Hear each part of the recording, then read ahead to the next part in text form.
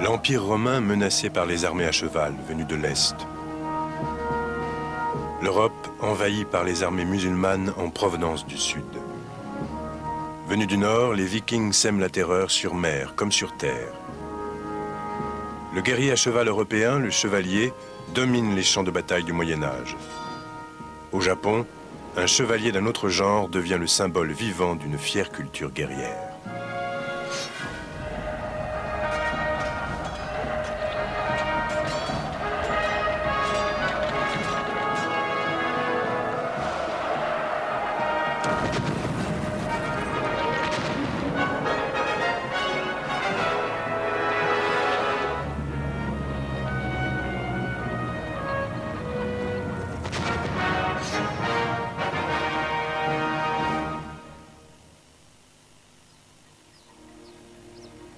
Au 5e siècle de notre ère, l'Empire romain s'étend de la Grande-Bretagne jusqu'au désert d'Égypte. Protégées par les légions romaines, les populations de l'Empire jouissent d'une existence paisible, structurée par une force nouvelle venue d'Orient, le christianisme. Mais plus à l'est, surgit des confins du monde connu une autre force déferle sur l'Occident.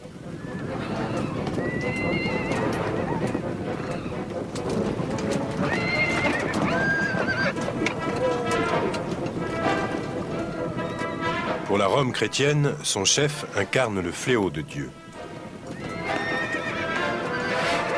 Ses cavaliers l'appellent Attila. En 444, Attila, roi des Huns, est l'un des monarques les plus puissants d'Europe. Comme les hommes de son peuple, il est petit et râblé, modelé par le sol ingrat qu'il a vu naître, la steppe. La steppe est une vaste plaine sans arbres à la végétation herbeuse. S'étendant sur 5000 km de long et 800 km de large, la steppe relie l'Europe orientale à la Chine. Vents glaciaux et faibles précipitations empêchent toute forme d'agriculture. Vivant essentiellement d'élevage, les cavaliers de la steppe dépendent de leurs troupeaux de brebis et de chèvres. Ils se déplacent constamment à la recherche de nouveaux pâturages.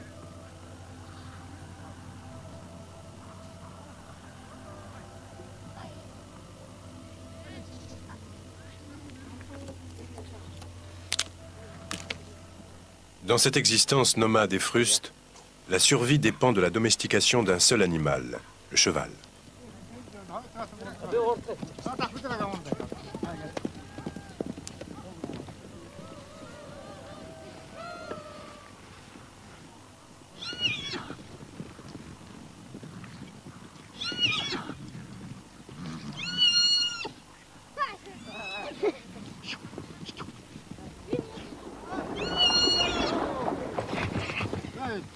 Les peuples de la steppe capturent des chevaux sauvages par milliers, et il leur suffit de quelques heures pour les dompter.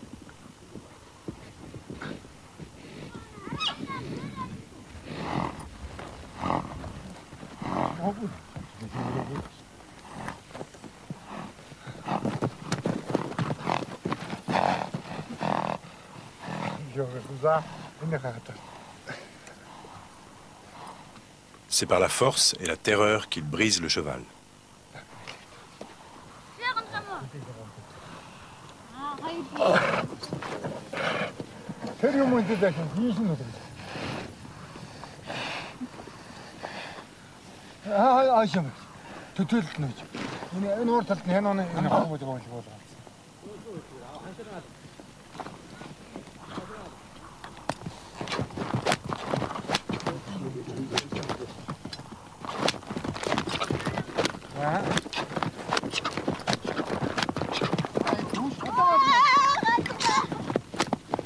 Le cheval devient leur moyen de transport, leur point de rencontre et leur couche.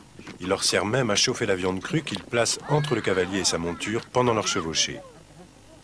Selon un auteur romain, les Huns sont collés à leurs chevaux.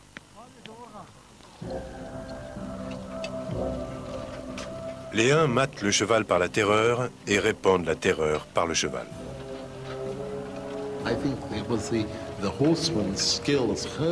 C'est leur expérience des troupeaux qui en faisait des adversaires si redoutables. Les cavaliers de la steppe, forts de leur connaissance du comportement animal, savaient déceler les mêmes tendances grégaires chez l'homme. Ils disloquaient la troupe ennemie en petits groupes. Ils repéraient et écartaient les meneurs des suiveurs, comme ils isoleraient un cheval particulièrement fougueux et intrépide.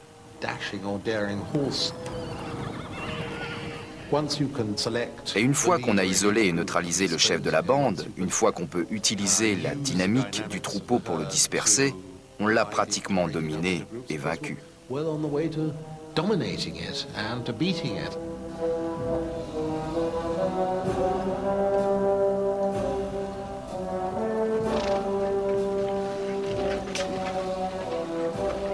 Mille ans avant que les Huns ne menacent Rome, les peuples de la steppe commerçaient déjà avec les Assyriens.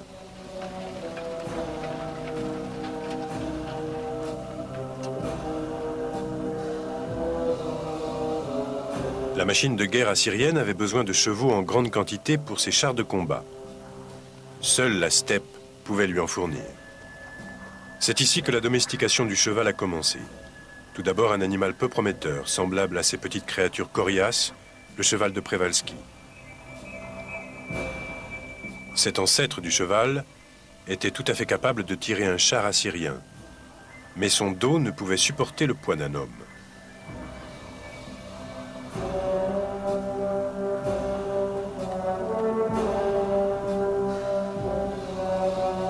Ceci explique peut-être pourquoi les premiers combats avec des chevaux ne se faisaient qu'avec des chars attelés. Tout en exportant des chevaux vers la Syrie, les guerriers de la steppe importent l'arme du conducteur de char, l'arc composite ou arc recourbé.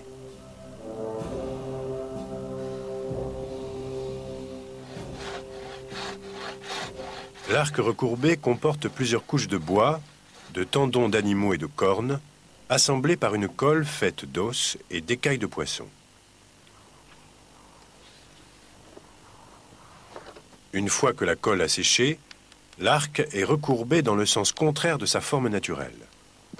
La tension ainsi obtenue est énorme et peut atteindre plus de 75 kg.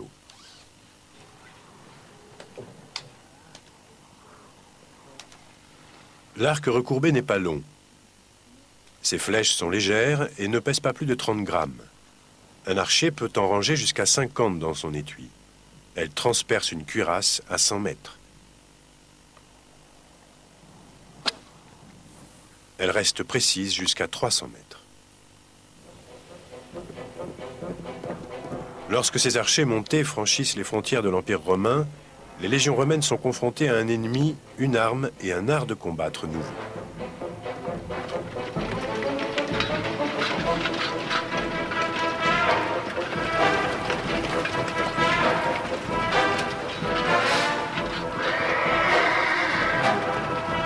Entre 440 et 450, les provinces orientales de Rome versent un tribut de 6 tonnes d'or aux cavaliers de la steppe.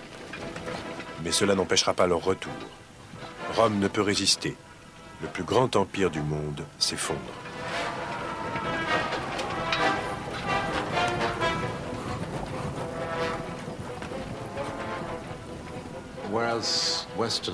Alors que l'infanterie occidentale concentrait le pouvoir en son centre, les cavaliers de la steppe déployaient le leur aux extrémités, sur chaque flanc.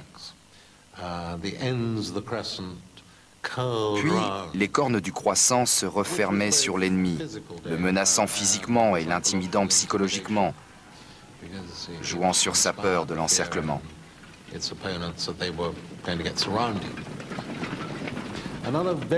Autre détail fâcheux pour les Occidentaux, il était très difficile d'identifier le chef au sein de la horde ennemie. Moins il se faisait remarquer, plus les hommes qu'il commandait l'admiraient pour son astuce. Les hordes de la steppe allaient et venaient, ils attaquaient puis battaient en retraite. C'est la stratégie du harcèlement. Les cavaliers de la steppe n'ont laissé aucune trace écrite de leur conquête, mais leur héritage survit dans les montagnes de Turquie, où les cavaliers font revivre les techniques guerrières de leurs ancêtres dans un jeu à la violence stylisée, le Tchirit.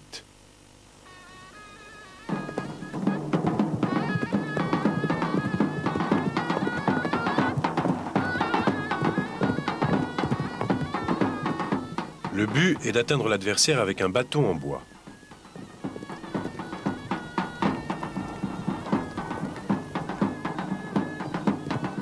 Fuir n'a rien de déshonorant, la retraite est même une tactique essentielle. Pour le Tchirit, les cavaliers n'ont qu'un seul cheval. Mais en cas de bataille, chaque cavalier emmène plusieurs chevaux pour mieux harceler l'ennemi toute la journée. La guérilla est entrée à tout jamais dans l'histoire. 1500 ans plus tard, Mao Tse-tung intégrera ces mêmes tactiques dans son propre manuel sur la guerre de guérilla.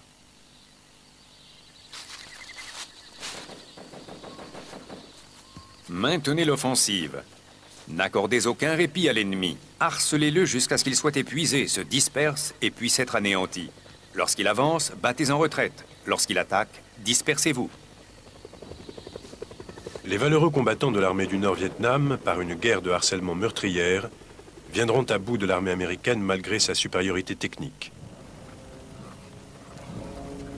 Tout comme la supériorité technique des Romains ne les empêchera pas d'être vaincus par les hordes d'Attila. Les Romains ne remporteront qu'une seule grande victoire contre les Huns. Entre Châlons et Troyes, dans l'actuelle Champagne, sur les champs cataloniques, les Romains brisent leur avancée et sauvent la chrétienté. Cette victoire confirme le rôle crucial joué par le cheval. Les Romains ne l'emporteront en effet qu'en engageant leurs propres cavaliers. 23 ans après la mort d'Attila, l'Empire romain d'Occident n'existe plus. Le fantassin, figure centrale de toutes les guerres depuis Alexandre le Grand, sera relégué à l'arrière-plan. Pendant 1000 ans, le guerrier à cheval va régner en maître sur les champs de bataille. Le cheval ne va d'ailleurs pas tarder à amener d'Orient un autre envahisseur, mu par un esprit guerrier nouveau et révolutionnaire.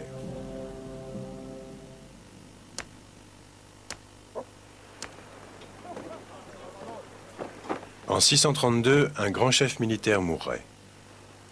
Il était issu de la fameuse tribu arabe des Quraysh.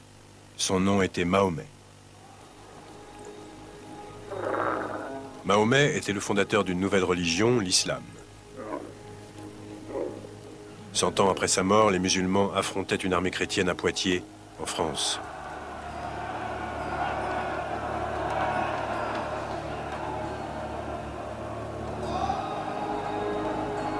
Mahomet enjoignait à ses fidèles de combattre tous ceux qui refusaient d'attester qu'il n'y a d'autre Dieu que Allah. C'est le djihad, la guerre sainte.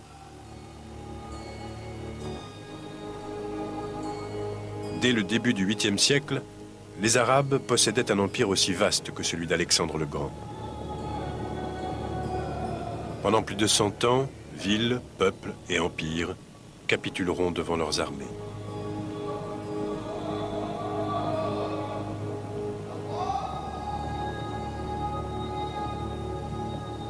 Quoique d'une grande mobilité, les Arabes n'étaient pas un peuple de cavaliers.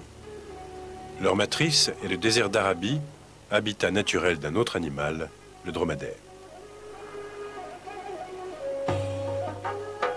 Les Arabes n'avaient que peu de chevaux, mais c'étaient des animaux racés et élégants. Ils se rendaient au champ de bataille à dos de dromadaire. Les chevaux faisaient le trajet à vide pour rester frais. Ainsi, les Arabes pouvaient-ils apparaître là où on les attendait le moins et lancer leur attaque favorite, la ghazwa ou raid.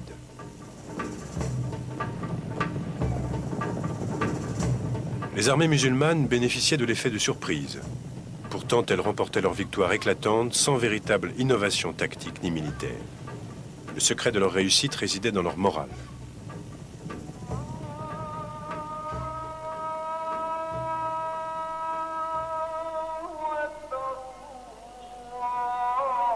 Mahomet, le fondateur de l'islam, était aussi un chef militaire.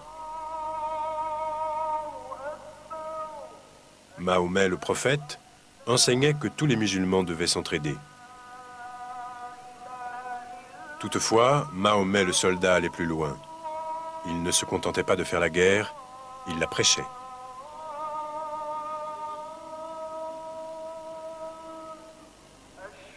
Ô croyants, combattez les infidèles qui vous avoisinent.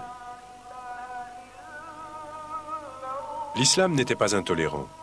Ceux qui se soumettaient pouvaient vivre en paix sans être obligés de se convertir. En revanche, ceux qui s'opposaient à l'islam étaient combattus au nom de Dieu. Ce que l'islam avait de remarquable, c'était sa façon de communiquer à ses fidèles l'idée de se battre pour leur religion. Aucune autre religion avant l'islam n'avait appelé ses adeptes à combattre les infidèles. On ne sait si Mahomet avait anticipé un tel résultat. Toujours est-il que cette incitation à combattre les mécréants a été d'une puissance extraordinaire.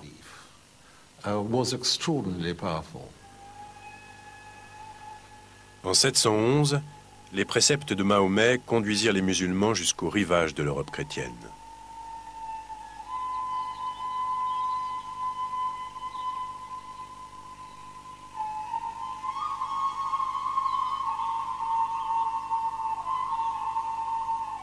Voici le palais arabe de l'Alhambra.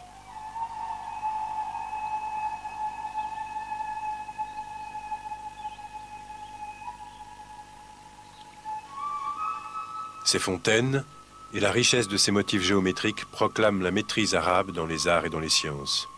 Monument éternel à la gloire d'une obscure tribu originaire du désert d'Arabie.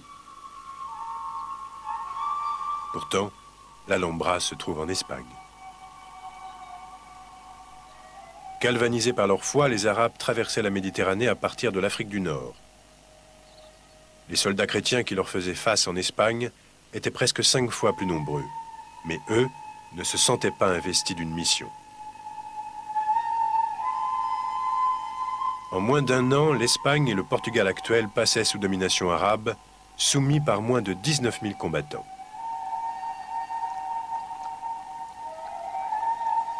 Ce fut une des plus grandes conquêtes de l'histoire.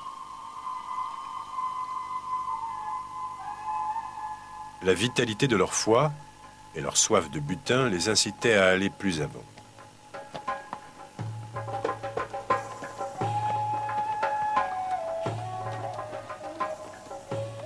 En 732, ils franchissaient les Pyrénées vers la France.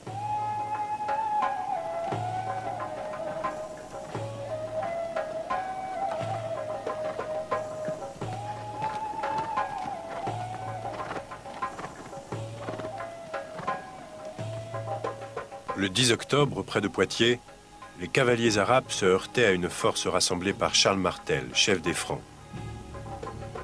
Un peuple qui par la suite donnera son nom à la France. Charles Martel fait mettre pied à terre à ses hommes et les dispose en carré avec leurs lances, à l'instar de la phalange grecque d'autrefois. La cavalerie sarrasine donne la charge, mais les rangs de Charles Martel ne cèdent pas. Les hommes du Nord se tenaient immobiles, tel un rempart. Solides et compacts comme un bloc de glace, ils pourfendaient les Arabes de leurs épées.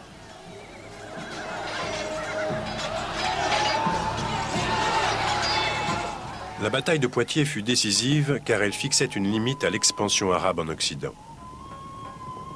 Une limite, mais pas un terme. Les Arabes retourneront en Espagne pour y consolider leur pouvoir. Ici, la civilisation musulmane triomphera pour faire oublier la défaite militaire de Poitiers. Dans les collines austères de la Sierra Nevada, les Arabes introduiront des systèmes d'irrigation élaborés, la culture de l'amande et du citron, la philosophie grecque, les mathématiques et l'écriture sur papier inconnue en Europe. La fabrication du papier leur avait été transmise par des prisonniers capturés lors d'une bataille contre les Chinois à plus de 6000 km de distance. À l'ouest, la civilisation islamique atteignait son apogée en Espagne. À l'est, l'influence arabe s'étendait sur plusieurs milliers de kilomètres. Tous ces hauts faits de guerre et de civilisation découlaient d'un simple verset du Coran. Ô croyants, combattez les infidèles qui vous avoisinent. Près de 4 siècles s'écouleront avant que l'Occident chrétien ne s'unisse pour lancer sa propre guerre sainte, les croisades.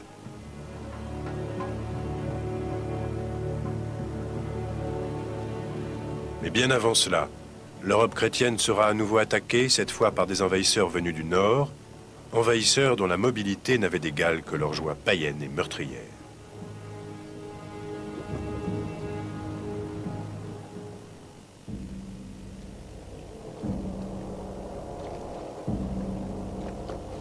Au IXe siècle, une nouvelle machine de guerre apporte la ruine par le Nord.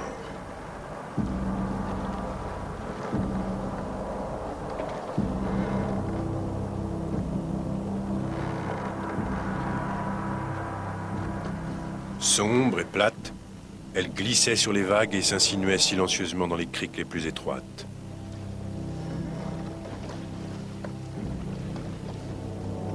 Les peuples de Russie, d'Angleterre, d'Irlande et de France l'ont en sainte horreur.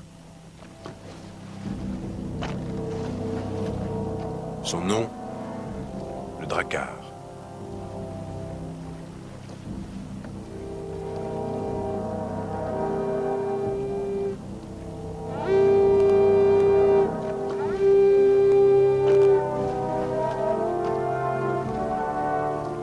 Les guerriers à bord de ces navires tiraient leur nom d'un vieux mot nordique qui signifie pirate. Ce sont les Vikings.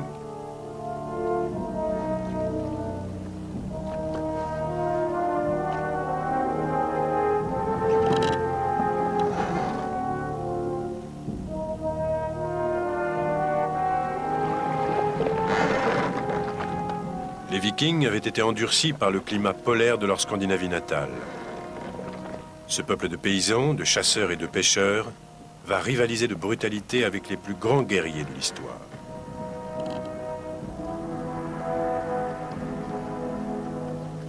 Suite à une explosion démographique, la Scandinavie connaîtra des guerres incessantes pour les terres les plus fertiles.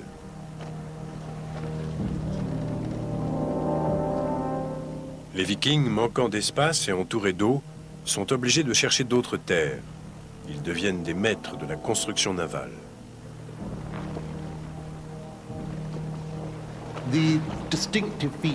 La particularité de ces embarcations, avec leurs quilles peu profondes et leurs poupes et leurs proues en pointe, était de pouvoir être dirigées contre le vent.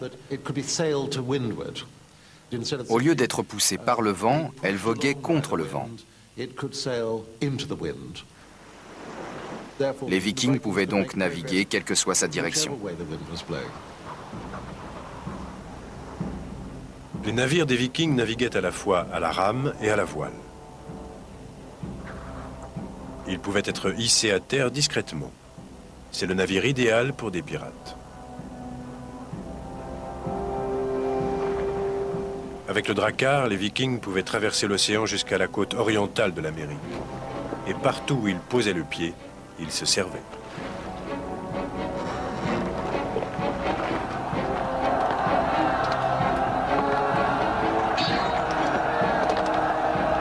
De mes yeux, j'ai vu la tête d'un guerrier tranché par une épée. Elle a rebondi sur le sol.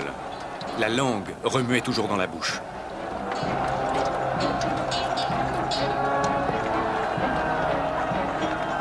Les Scandinaves ne sont nullement bouleversés par la mort. Je ne connais aucune autre race qui accepte la mort comme les hommes du Nord.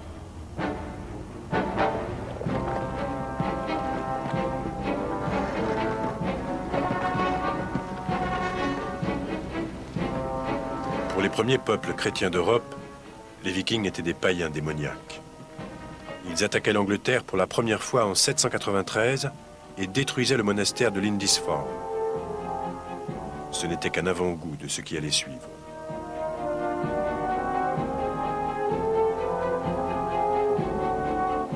En 840, les Drakkars se doublaient d'une menace nouvelle. Des guerriers vikings à cheval.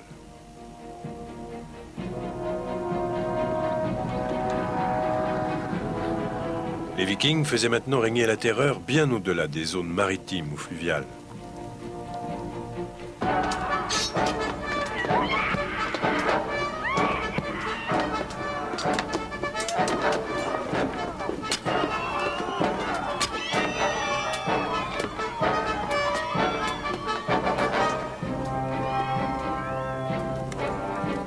marchand arabe voyageant avec eux décrit un raid sanglant en Russie.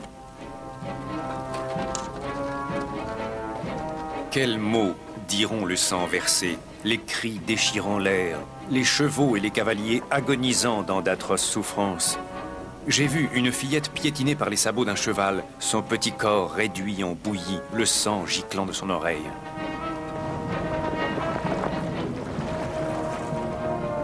Leur avancée était irrésistible.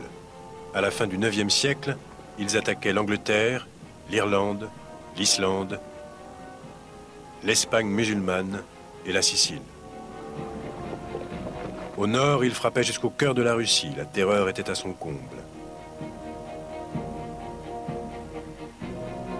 Pourtant, les Vikings seront à leur tour réduits par un pouvoir plus grand encore.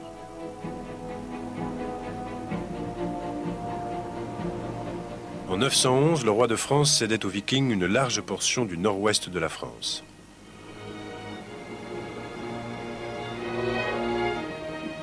Les Vikings, ou Nortmanni, devenaient les Normands.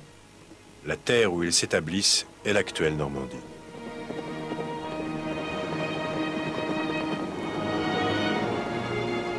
Avec le temps, les Vikings adoptaient la religion des vaincus, le christianisme.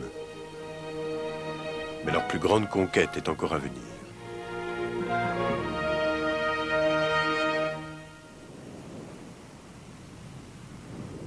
Le 6 juin 1944, les armées alliées débarquent en Normandie.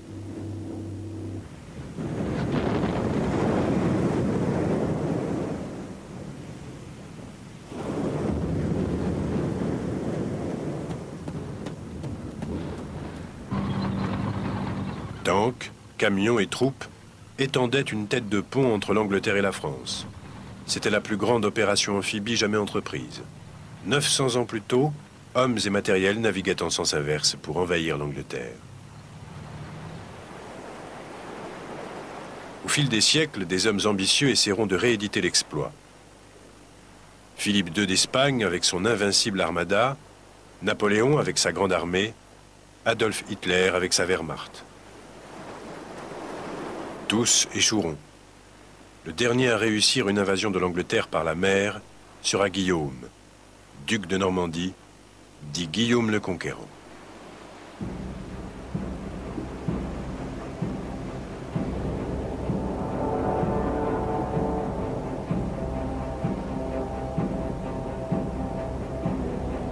Au Xe siècle, l'Europe est un continent assiégé. Par les Vikings, au nord,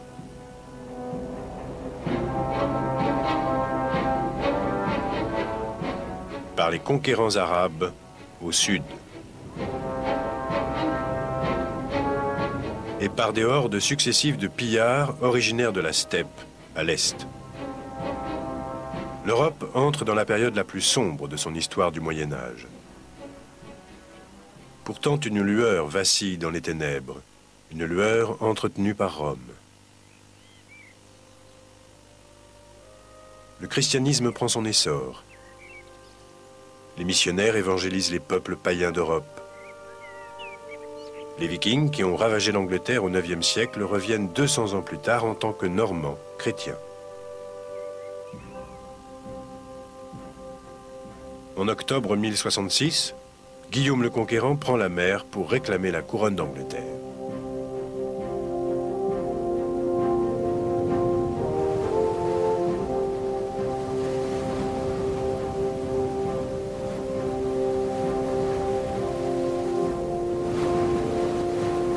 La tapisserie de Bayeux relate son expédition. La cavalerie normande embarquait à bord d'une flotte de navires semblable aux dracars. Mais cet assaut était bien plus organisé que les raids lancés par les Vikings. Guillaume n'embarquait pas que des fantassins, des cavaliers et des archers, mais aussi tout un contingent d'ingénieurs pour construire des fortifications. Guillaume débarquait sur la côte méridionale de l'Angleterre. Le 14 octobre 1066, il partait à l'assaut du roi anglais, Harold, qui prenait position sur une crête près de Hastings. Chaque camp disposait d'environ 7000 soldats. Les Les hommes de Harold arrivaient à Hastings après avoir parcouru 300 km. Les troupes de Guillaume étaient encore fraîches.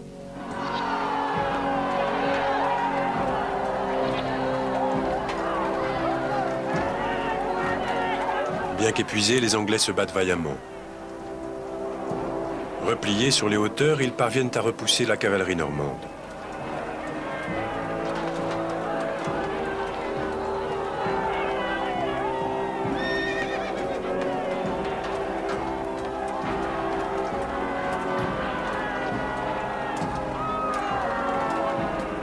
Alors Guillaume feinte une retraite. Les Anglais dévalent la colline à sa poursuite.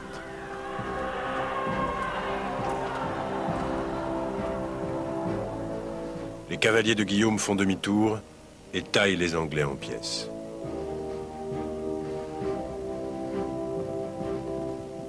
Avec la conquête de l'Angleterre, les Normands rompaient avec leur passé de pirates pour devenir des civilisateurs. Guillaume et ses barons normands pérennisaient leur conquête en bâtissant des châteaux de pierre. Ils érigeaient également des églises et des cathédrales à travers toute l'Angleterre, façon de rappeler aux Anglais vaincus et à Dieu le chemin parcouru depuis le temps où leurs ancêtres païens, les Vikings, dévastaient l'Europe.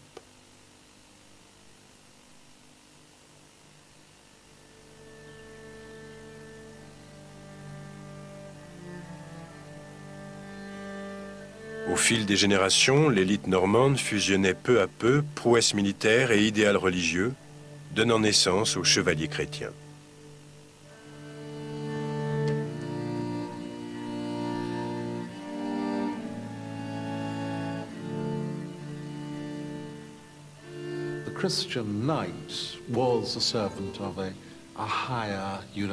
Le chevalier chrétien était au service d'un idéal universel très élevé. Il se positionnait au sommet d'un vaste système moral, subordonné à l'idée d'un pouvoir universel transcendant, celui de Dieu.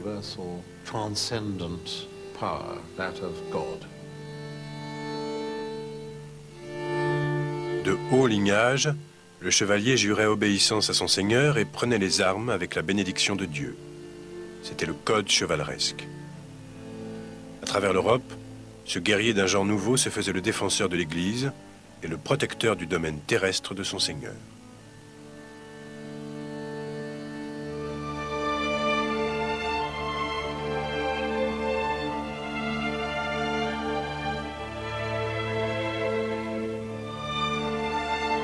La base du pouvoir du chevalier était protégée par des murs de pierre. Les chevaliers moins importants construisaient des maisons fortifiées et les grands aristocrates d'immenses châteaux sans regarder à la dépense.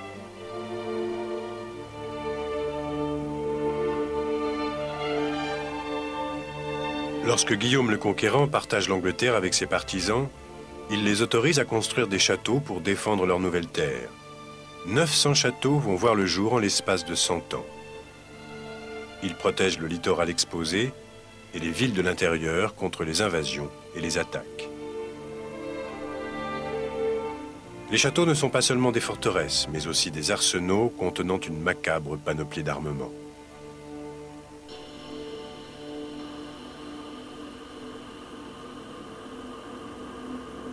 Au XIIIe siècle, les chevaliers recouvraient leur corps d'une armure. Pesant plus de 30 kilos, elle était encombrante mais essentielle. Elle était aussi très coûteuse. Le combat entre chevaliers dressait les gentilshommes les uns contre les autres.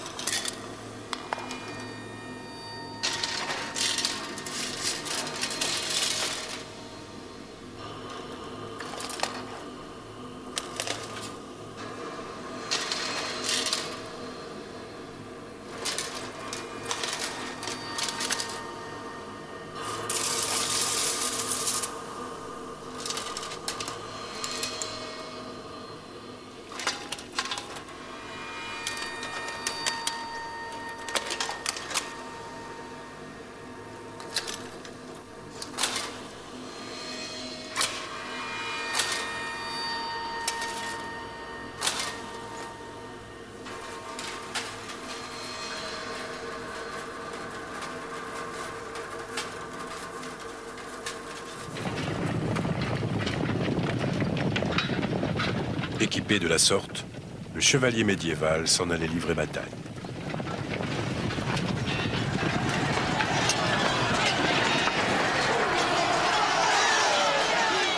Mais en réalité, le combat de chevalier n'avait rien de romantique.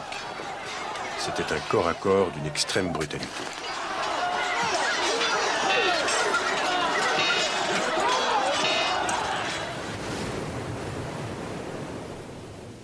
Avec la multiplication des châteaux au Moyen Âge, la guerre devenait plus une affaire de siège que de bataille rangée. Et dans une guerre de siège, le cheval, outre qu'il n'était plus un atout, devenait un handicap, car il fallait le nourrir. Les chevaliers inventent donc d'autres formes d'attaque. Ils creusent des galeries pour saper les fondations.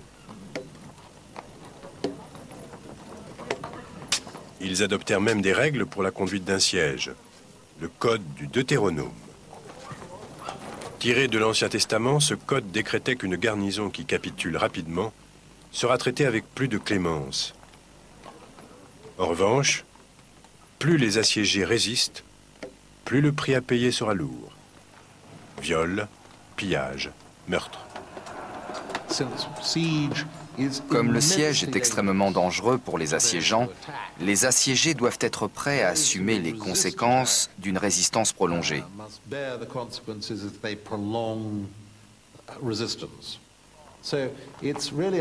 C'est un vrai défi pour les assiégés.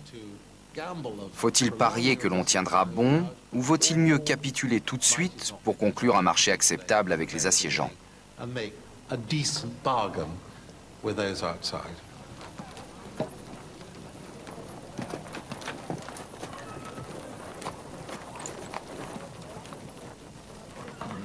Prolonger un siège augmentait les risques de maladie.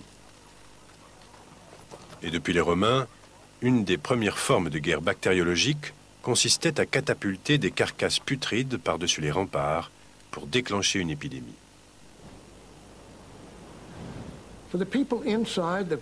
Pour les assiégés, le problème est de savoir s'il y a assez de vivres, assez d'eau et s'il y a des risques de maladies contagieuses. Bien entendu, diarrhée et dysenterie sont monnaie courante. En cas d'épidémie de variole, la ville risque l'hécatombe. Par définition, une armée assiégeante se tient à proximité de la citadelle qu'elle assiège, ce qui peut devenir très malsain si le siège s'éternise. Une épidémie de typhus, transmise par les poux dont sont couverts les assiégeants, suffit dans bien des cas à faire cesser le siège.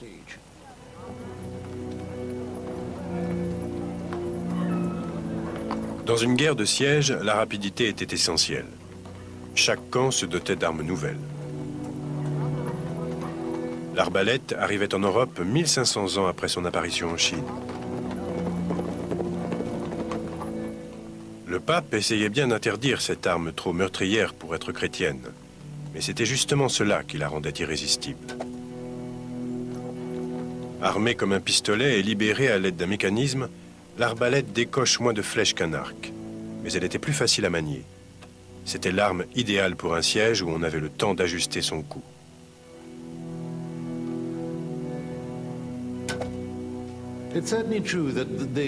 Une arme permettant à un homme sans entraînement de tuer de loin un guerrier renommé outrageait l'idée de l'honneur, surtout celle qui avait cours dans le haut Moyen-Âge.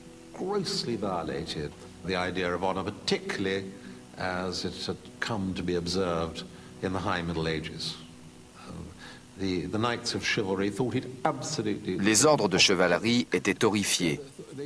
Ils trouvaient scandaleux qu'un arbalétrier soit en mesure de tuer un noble chevalier.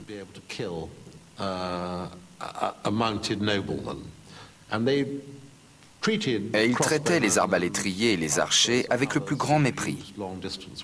Il n'y avait pour eux aucun déshonneur à les tuer sommairement s'ils étaient faits prisonniers.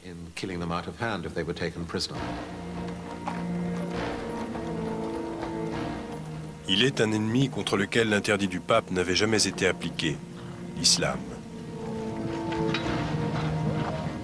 300 ans après l'invasion de l'Espagne par les Arabes, les chevaliers chrétiens s'apprêtaient à prendre leur revanche. Depuis la chute de Rome, en 476, l'Europe a été constamment attaquée par les forces barbares. À présent, l'Occident allait lancer sa propre guerre sainte, les croisades. Les croisades, pour délivrer la Terre sainte du joug musulman, dureront 300 ans. Elles se solderont par un échec, mais elles permettront au chevalier chrétien de parfaire son idéal chevaleresque. Les chevaliers chrétiens n'étaient toutefois pas les seuls guerriers à cheval à suivre un code chevaleresque.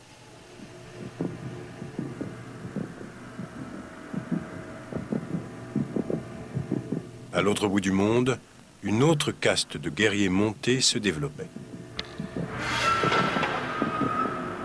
Le code de cette élite militaire survivra aux chevaliers chrétiens. Il s'adaptera et se perfectionnera au fil des siècles dans une dévotion fanatique au devoir et à la voie du guerrier.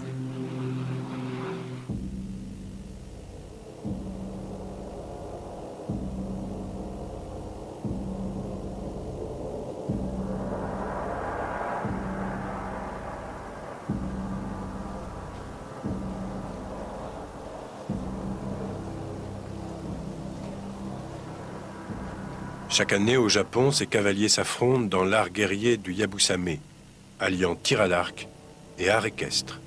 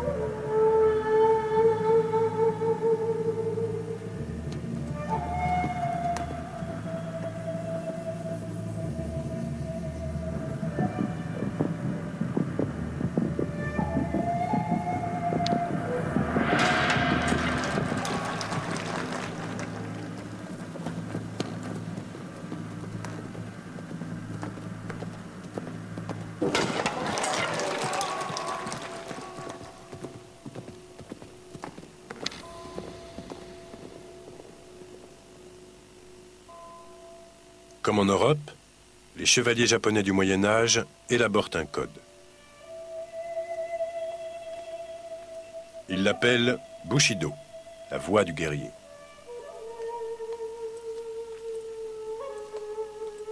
Sa première règle énonce que la voie du samouraï se trouve dans la mort.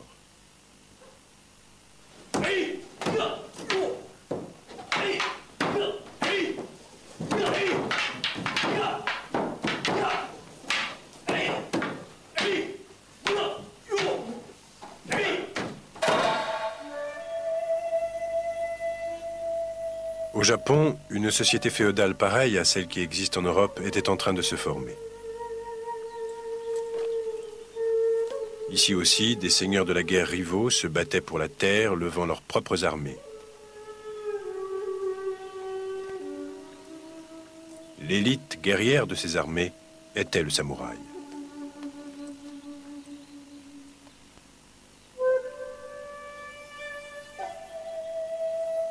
Malgré les 11 000 kilomètres qui les séparaient, les chevaliers du Moyen Âge en Europe et au Japon avaient beaucoup de points communs.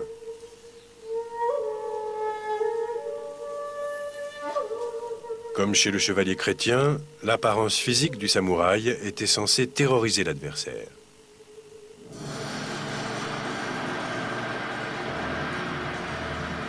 L'armure japonaise n'était pas moins compliquée que l'européenne.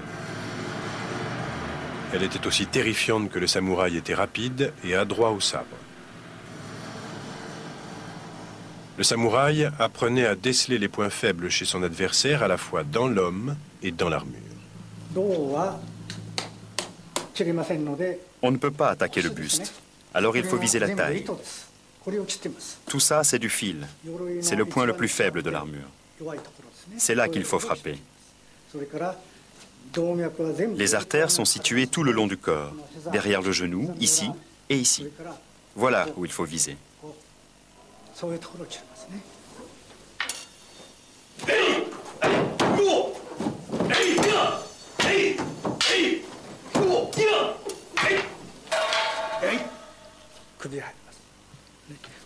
Dans le cou, Ici, c'est exclu, bien entendu. Ici, on tient la lame à l'horizontale pour l'enfoncer, comme ça.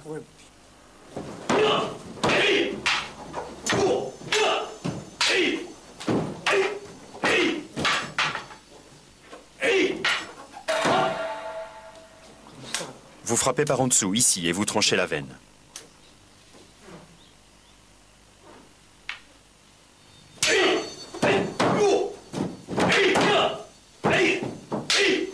Lorsque deux samouraïs de valeur égale s'affrontaient, il n'était pas rare qu'ils s'entretuent, l'un portant un coup mortel au moment de mourir.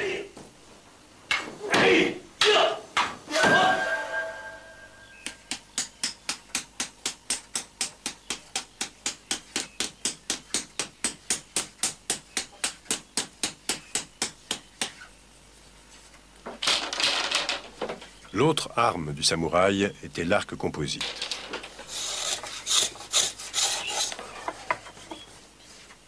À la différence des autres arcs composites, l'arc japonais était entièrement constitué de bois. Selon une tradition reliant des générations de guerriers, ce fabricant d'arcs utilise du bois taillé par son grand-père et qui a séché pendant 50 ans.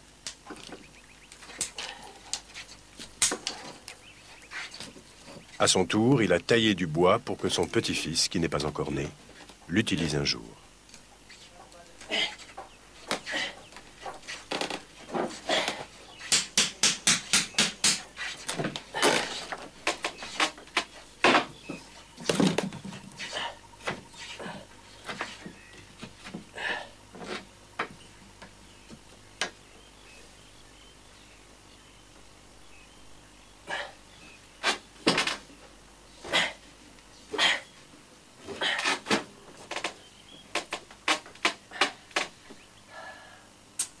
C'est dans l'emploi de l'arc que le chevalier occidental et le samouraï divergent.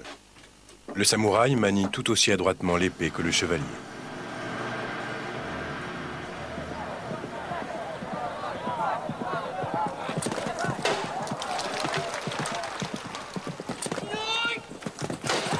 Pourtant, ces cavaliers japonais doivent atteindre 3 cibles au galop avec une arme qui en Europe est utilisée exclusivement par les fantassins.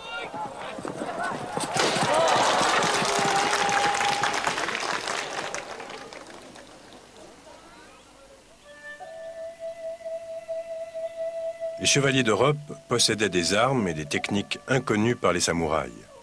Mais tandis qu'en Occident, tous les chevaliers étaient de haute naissance, au Japon, seule l'adresse au combat compte pour être chevalier.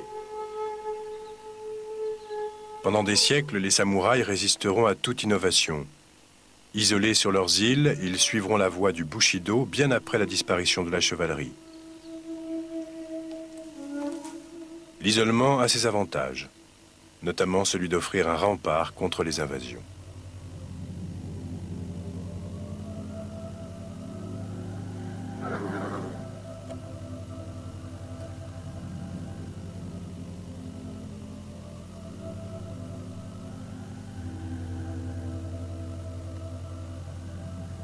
L'Occident avait été dévasté par des cavaliers venus de l'Est. Les Japonais seront menacés eux aussi par un ennemi venu de la steppe, les Mongols.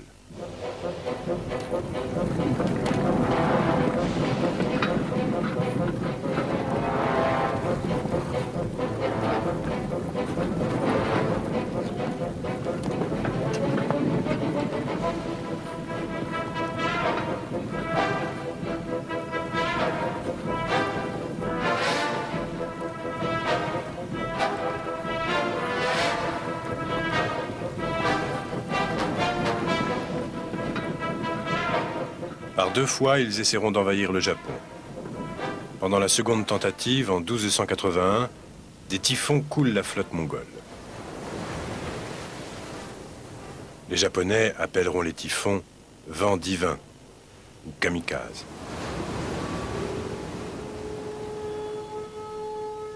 Le Bushido des samouraïs enseignait comment tuer son adversaire, mais aussi comment se tuer soi-même. Car pour un guerrier, la mort était toujours préférable au déshonneur.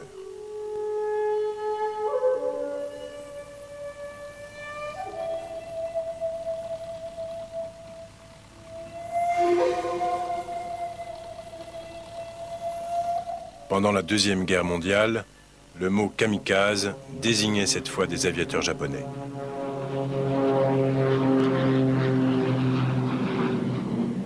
Ces pilotes d'avions suicides s'écrasaient avec leur chargement de bombes sur les cibles ennemies. Pour eux, comme pour leurs ancêtres, la voie du samouraï se trouvait dans la mort.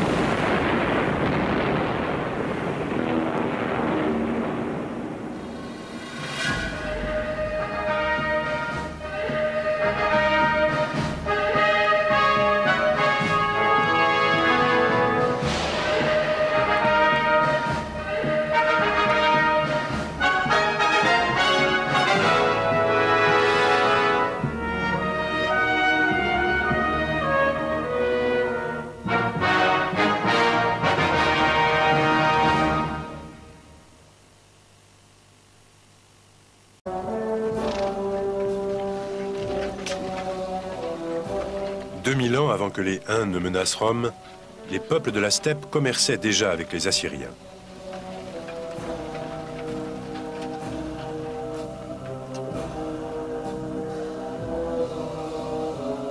La machine de guerre assyrienne avait besoin de chevaux en grande quantité pour ses chars de combat. Seule la steppe pouvait lui en fournir. C'est ici que la domestication du cheval a commencé. Tout d'abord un animal peu prometteur, semblable à ces petites créatures coriaces, le cheval de Przewalski. Cet ancêtre du cheval était tout à fait capable de tirer un char assyrien, mais son dos ne pouvait supporter le poids d'un homme.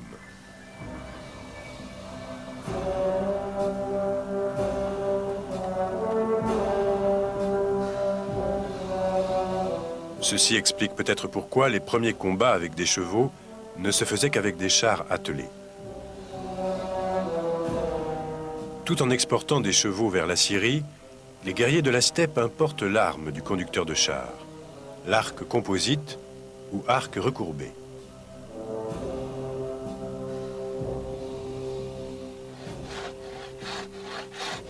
L'arc recourbé comporte plusieurs couches de bois, de tendons d'animaux et de cornes, assemblées par une colle faite d'os et d'écailles de poisson.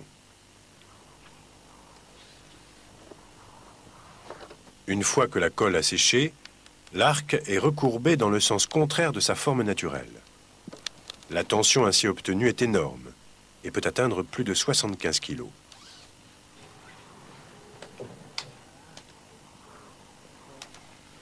L'arc recourbé n'est pas long.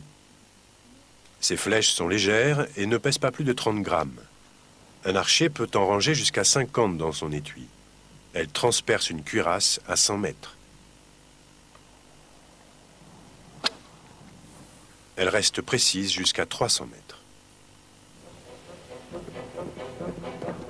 Lorsque ces archers montés franchissent les frontières de l'Empire romain, les légions romaines sont confrontées à un ennemi, une arme et un art de combattre nouveau.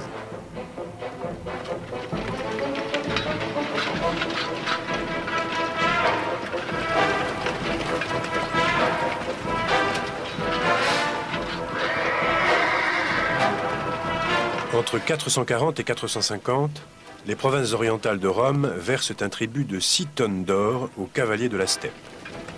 Mais cela n'empêchera pas leur retour. Rome ne peut résister. Le plus grand empire du monde s'effondre.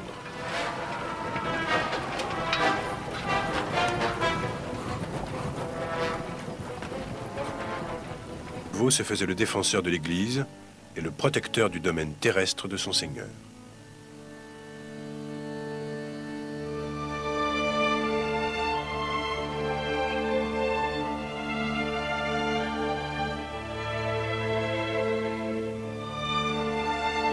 La base du pouvoir du chevalier était protégée par des murs de pierre. Les chevaliers moins importants construisaient des maisons fortifiées et les grands aristocrates d'immenses châteaux sans regarder à la dépense.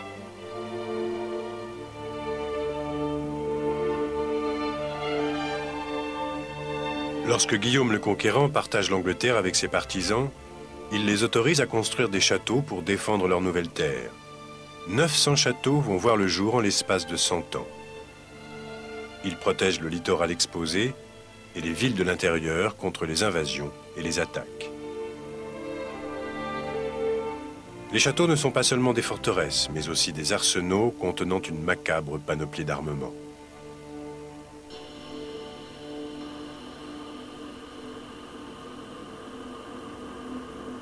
Au XIIIe siècle, les chevaliers recouvraient leur corps d'une armure.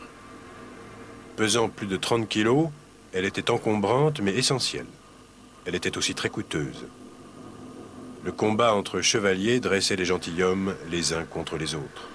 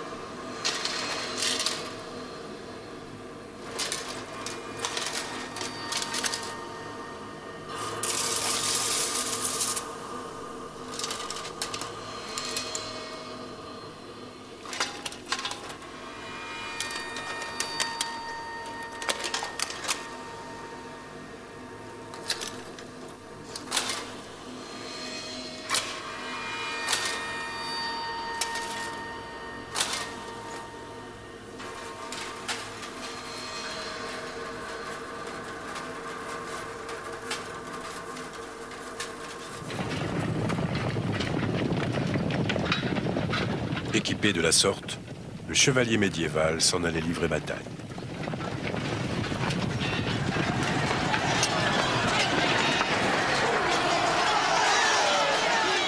Mais en réalité, le combat de chevalier n'avait rien de romantique. C'était un corps à corps.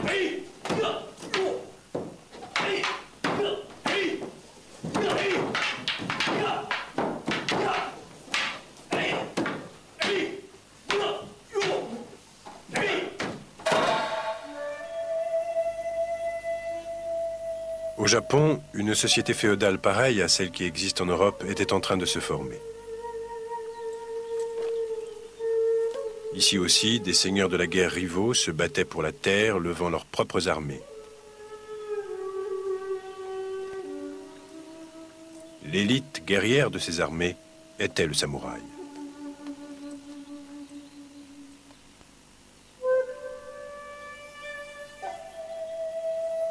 Malgré les 11 000 kilomètres qui les séparaient, les chevaliers du Moyen-Âge en Europe et au Japon avaient beaucoup de points communs.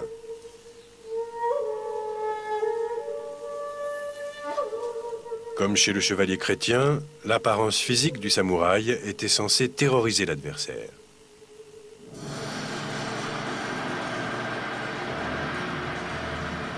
L'armure japonaise n'était pas moins compliquée que l'européenne. Elle était aussi terrifiante que le samouraï était rapide et adroit au sabre. Le samouraï apprenait à déceler les points faibles chez son adversaire à la fois dans l'homme et dans l'armure. On ne peut pas attaquer le buste, alors il faut viser la taille. Tout ça, c'est du fil. C'est le point le plus faible de l'armure. C'est là qu'il faut frapper. Les artères sont situées tout le long du corps, derrière le genou, ici et ici. Voilà où il faut viser.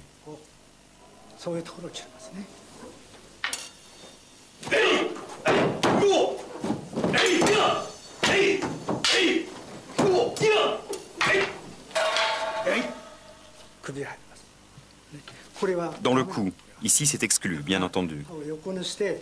Ici on tient la lame à l'horizontale pour l'enfoncer, comme ça.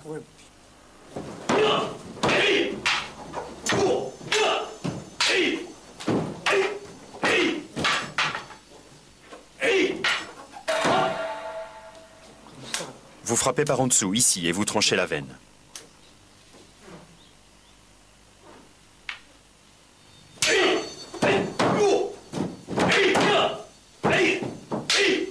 Lorsque deux samouraïs de valeur égale s'affrontaient, il n'était pas rare qu'ils s'entretuent, l'un portant un coup mortel au moment de mourir.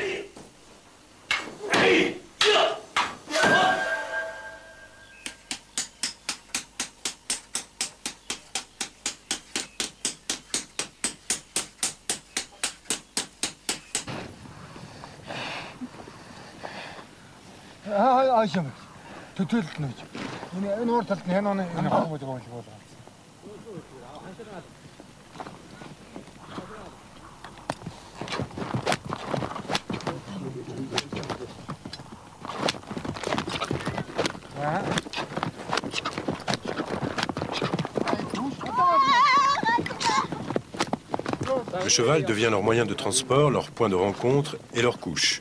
Il leur sert même à chauffer la viande crue qu'ils placent entre le cavalier et sa monture pendant leur chevauchée. Selon un auteur romain, les Huns sont collés à leurs chevaux.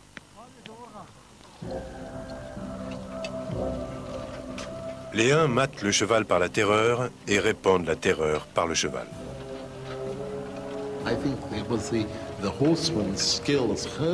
C'est leur expérience des troupeaux qui en faisait des adversaires si redoutables. Les cavaliers de la steppe, forts de leur connaissance du comportement animal, savaient déceler les mêmes tendances grégaires chez l'homme. Ils disloquaient la troupe ennemie en petits groupes. Ils repéraient et écartaient les meneurs des suiveurs, comme ils isoleraient un cheval particulièrement fougueux et intrépide.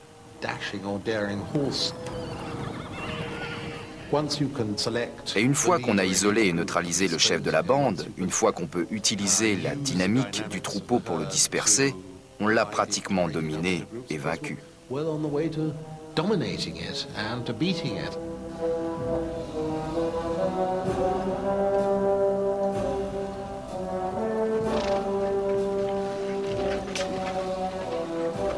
2000 ans avant que les Huns ne menacent Rome, les peuples de la steppe commerçaient déjà avec les Assyriens.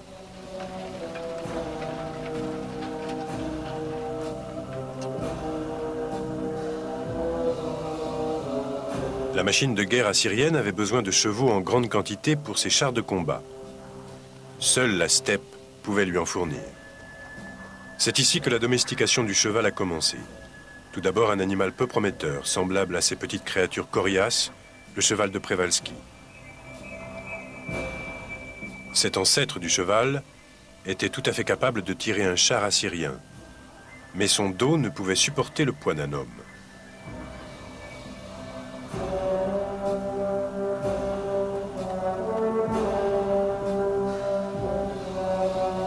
Ceci explique peut-être pourquoi les premiers combats avec des chevaux ne se faisaient qu'avec des chars attelés. Tout en exportant des chevaux vers la Syrie, les guerriers de la steppe importent l'arme du conducteur de char, l'arc composite ou arc recourbé. Et ici, voilà où il faut viser.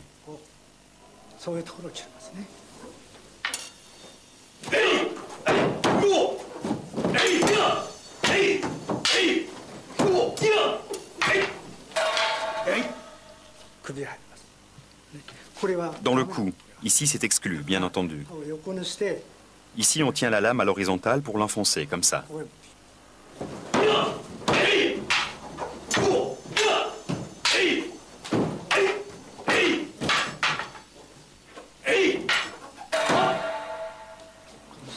Vous frappez par en dessous, ici, et vous tranchez la veine.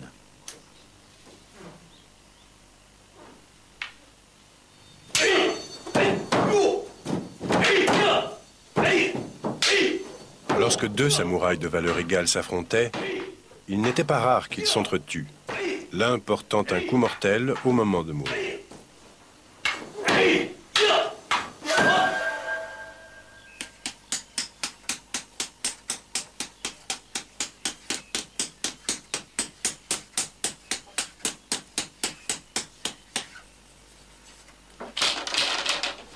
L'autre arme du samouraï était l'arc composite.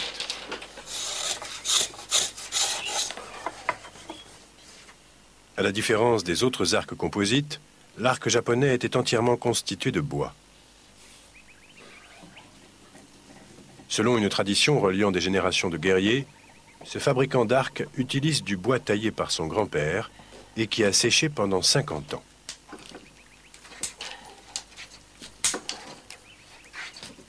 À son tour, il a taillé du bois pour que son petit-fils, qui n'est pas encore né, l'utilise un jour.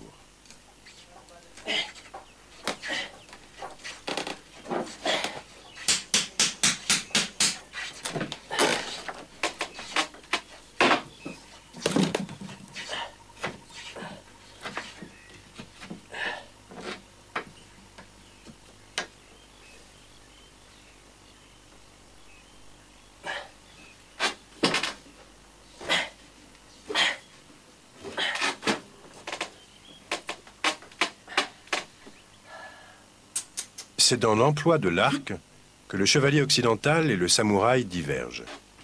Le samouraï manie tout aussi adroitement l'épée que le chevalier.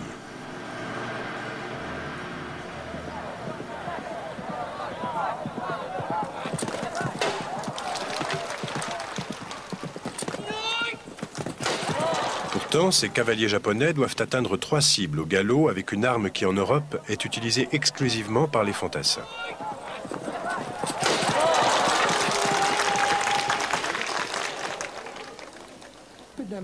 Une épidémie de typhus, transmise par les poux dont sont couverts les assiégeants, suffit dans bien des cas à faire cesser le siège.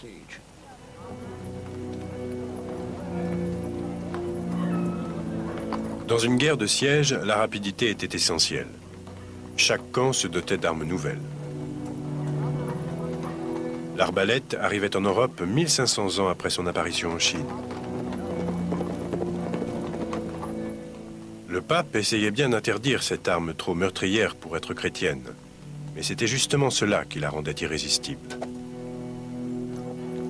Armée comme un pistolet et libérée à l'aide d'un mécanisme, l'arbalète décoche moins de flèches qu'un arc, mais elle était plus facile à manier. C'était l'arme idéale pour un siège où on avait le temps d'ajuster son coup.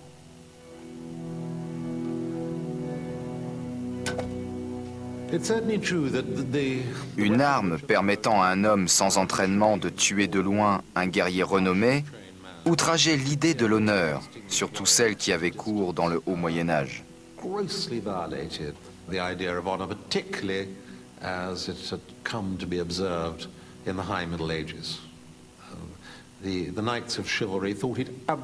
Les ordres de chevalerie étaient horrifiés. Ils trouvaient scandaleux qu'un arbalétrier soit en mesure de tuer un noble chevalier.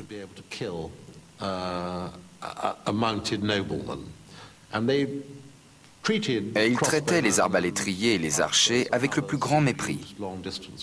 Il n'y avait pour eux aucun déshonneur à les tuer sommairement s'ils étaient faits prisonniers.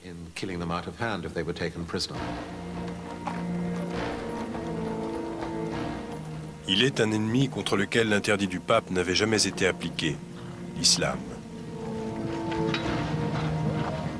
300 ans après l'invasion de l'Espagne par les Arabes, les chevaliers chrétiens s'apprêtaient à prendre leur revanche. Depuis la chute de Rome, en 476, l'Europe a été constamment attaquée par les forces barbares.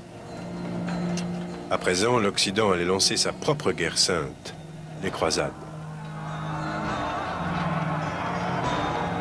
Les croisades, pour délivrer la Terre Sainte du joug musulman, dureront 300 ans.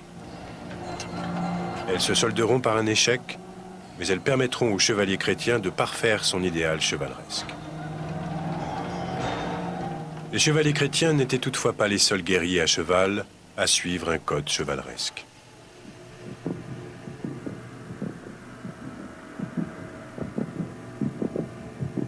À l'autre bout du monde, une autre caste de guerriers montés se développait. Le code de cette élite militaire survivra aux chevaliers chrétiens. Il s'adapte. Au Xe siècle, l'Europe est un continent assiégé. Par les Vikings, au nord,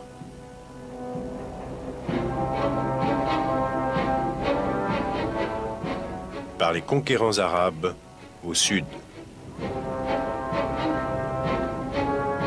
et par des hordes successives de pillards originaires de la steppe, à l'est.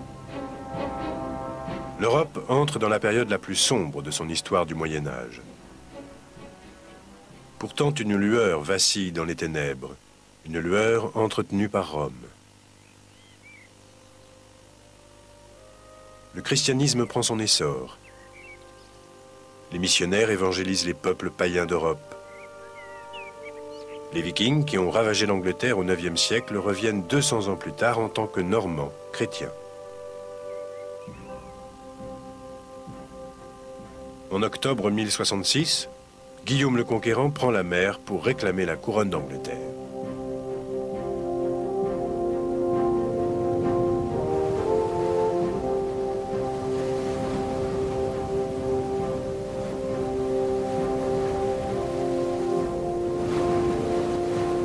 La tapisserie de Bayeux relate son expédition. La cavalerie normande embarquait à bord d'une flotte de navires semblable aux dracars. Mais cet assaut était bien plus organisé que les raids lancés par les Vikings. Guillaume n'embarquait pas que des fantassins, des cavaliers et des archers, mais aussi tout un contingent d'ingénieurs pour construire des fortifications. Guillaume débarquait sur la côte méridionale de l'Angleterre. Le 14 octobre 1066, il partait à l'assaut du roi anglais, Harold, qui prenait position sur une crête près de Hastings. Chaque camp disposait d'environ 7000 soldats. Les hommes de Harold arrivaient à Hastings après avoir parcouru 300 km. Les troupes de Guillaume étaient encore fraîches.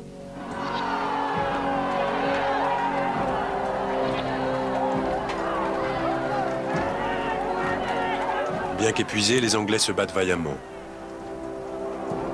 Repliés sur les hauteurs, ils parviennent à repousser la cavalerie normande.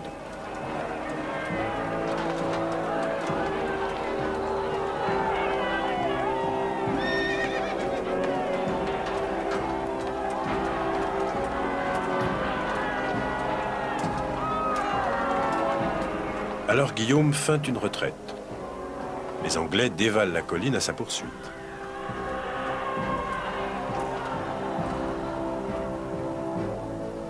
Les cavaliers de Guillaume font demi-tour et taillent les Anglais en pièces. Guillaume n'embarquait pas que des fantassins, des cavaliers et des archers, mais aussi tout un contingent d'ingénieurs pour construire des fortifications. Guillaume débarquait sur la côte méridionale de l'Angleterre. Le 14 octobre 1066, il partait à l'assaut du roi anglais, Harold, qui prenait position sur une crête près de Hastings. Chaque camp disposait d'environ 7000 soldats. Les hommes de Harold arrivaient à Hastings après avoir parcouru 300 km. Les troupes de Guillaume étaient encore fraîches.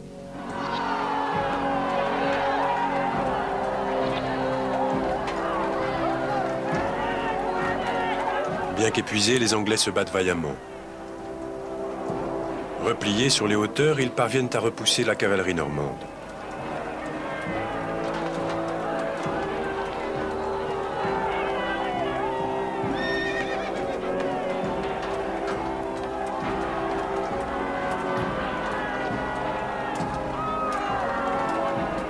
Alors Guillaume feint une retraite.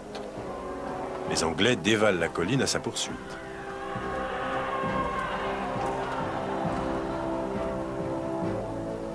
Les cavaliers de Guillaume font demi-tour et taillent les Anglais en pièces.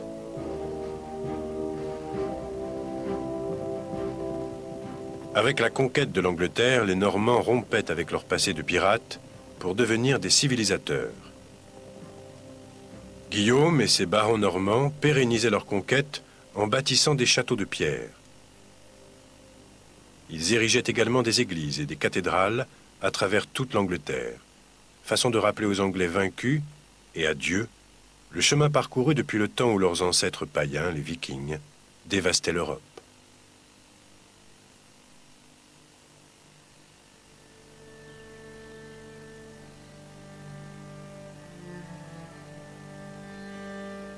Au fil des générations, l'élite normande fusionnait peu à peu prouesses militaires et idéal religieux, donnant naissance aux chevaliers chrétiens.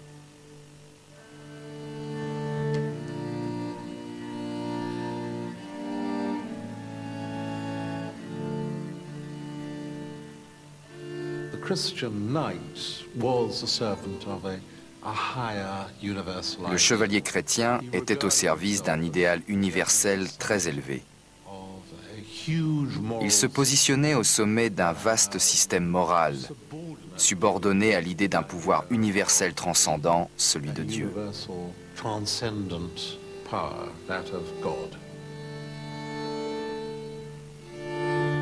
De haut lignage, lorsque Guillaume le Conquérant partage l'Angleterre avec ses partisans, il les autorise à construire des châteaux pour défendre leurs nouvelles terres. 900 châteaux vont voir le jour en l'espace de 100 ans. Il protège le littoral exposé et les villes de l'intérieur contre les invasions et les attaques. Les châteaux ne sont pas seulement des forteresses, mais aussi des arsenaux contenant une macabre panoplie d'armements.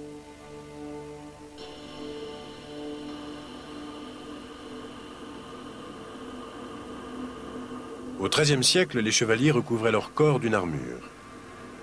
Pesant plus de 30 kilos, elle était encombrante mais essentielle. Elle était aussi très coûteuse.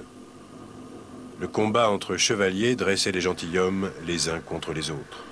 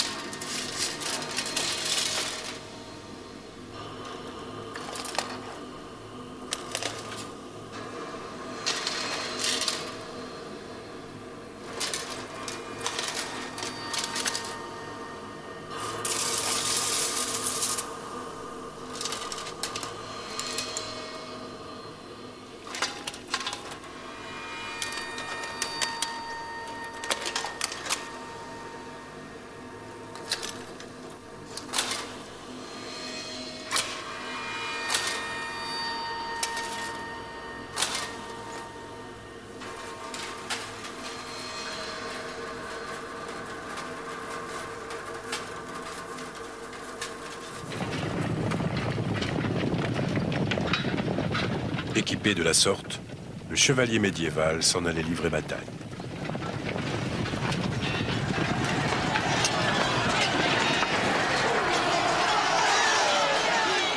Mais en réalité, le combat de chevalier n'avait rien de romantique. C'était un corps à corps d'une extrême brutalité.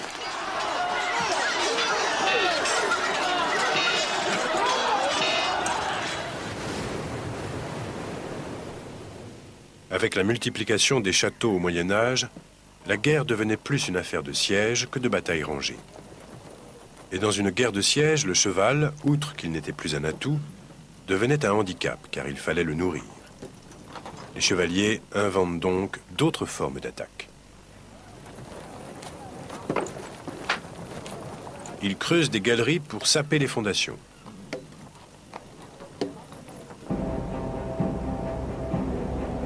Au Xe siècle, l'Europe est un continent assiégé. Par les Vikings, au nord,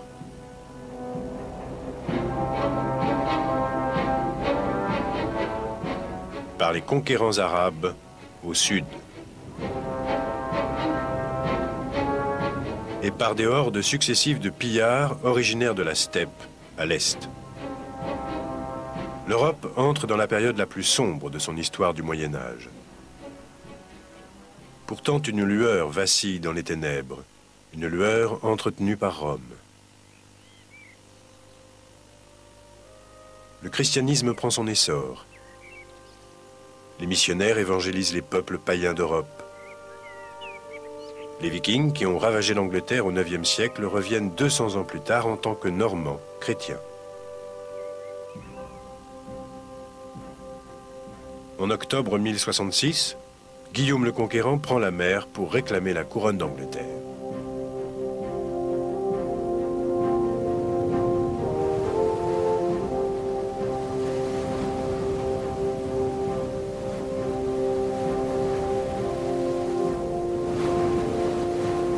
La tapisserie de Bayeux relate son expédition. La cavalerie normande embarquait à bord d'une flotte de navires semblable aux dracars. Mais cet assaut était bien plus organisé que les raids lancés par les Vikings.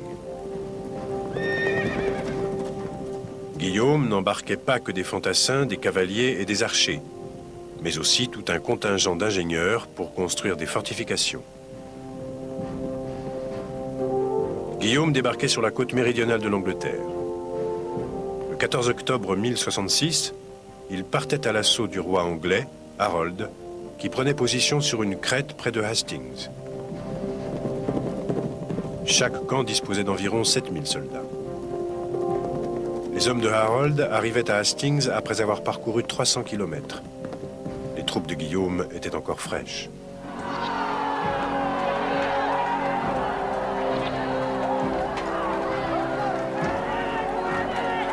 Bien qu'épuisés, les Anglais se battent vaillamment. Repliés sur les hauteurs, ils parviennent à repousser la cavalerie normande.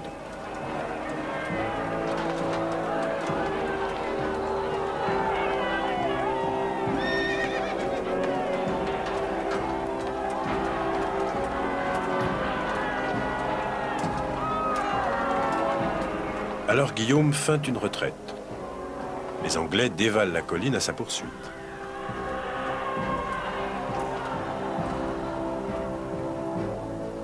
Les cavaliers de Guillaume font demi. Suite à une explosion démographique, la Scandinavie connaîtra des guerres incessantes pour les terres les plus fertiles.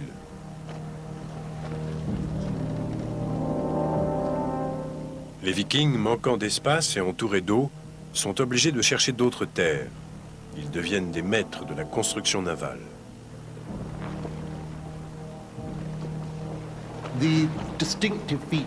La particularité de ces embarcations, avec leurs quilles peu profondes et leurs poupes et leurs proues en pointe, était de pouvoir être dirigées contre le vent.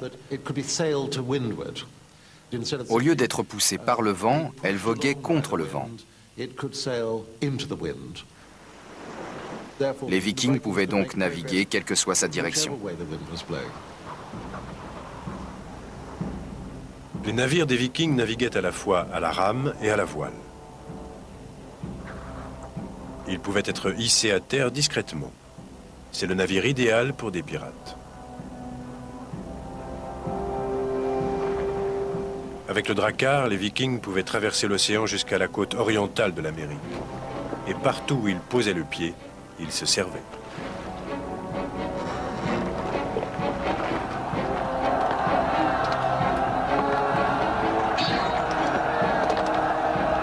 De mes yeux, j'ai vu la tête d'un guerrier tranché par une épée. Elle a rebondi sur le sol. La langue remuait toujours dans la bouche.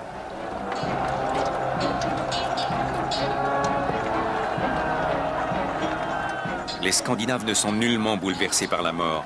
Je ne connais aucune autre race qui accepte la mort comme les hommes du Nord.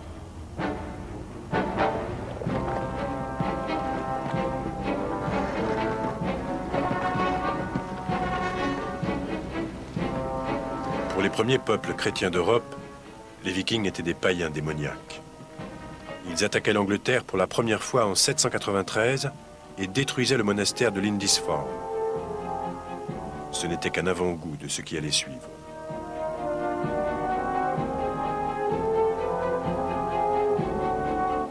En 840, les drakkars se doublaient d'une menace nouvelle. Des guerriers vikings à cheval.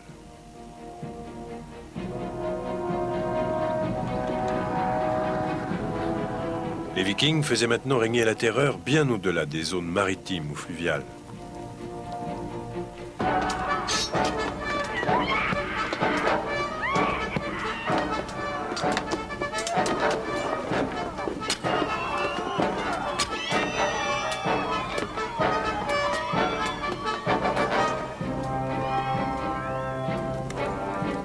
Un marchand arabe voyageant avec eux décrit un raid sanglant en Russie.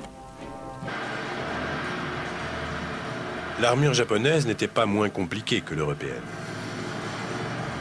Elle était aussi terrifiante que le samouraï était rapide et adroit au sabre. Le samouraï apprenait à déceler les points faibles chez son adversaire à la fois dans l'homme et dans l'armure. On ne peut pas attaquer le buste, alors il faut viser la taille. Tout ça, c'est du fil.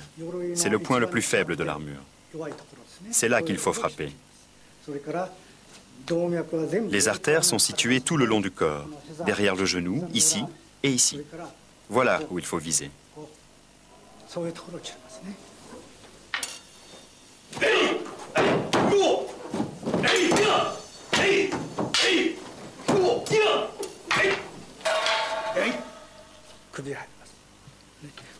Dans le cou, ici c'est exclu, bien entendu.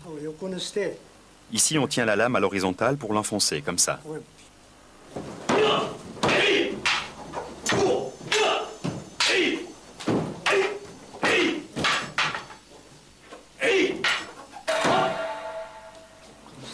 Vous frappez par en dessous, ici, et vous tranchez la veine.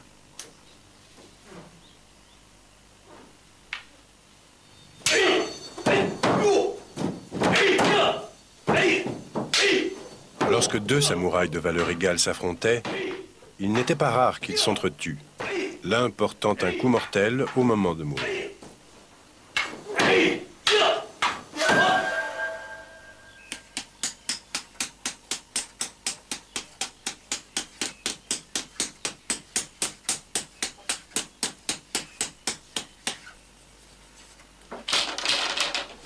L'autre arme du samouraï était l'arc composite.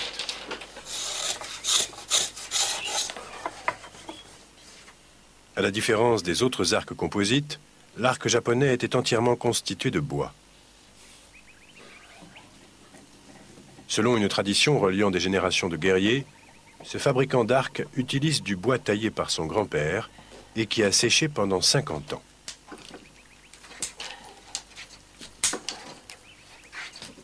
À son tour, il a taillé du bois pour que son petit-fils, qui n'est pas encore né, l'utilise un jour.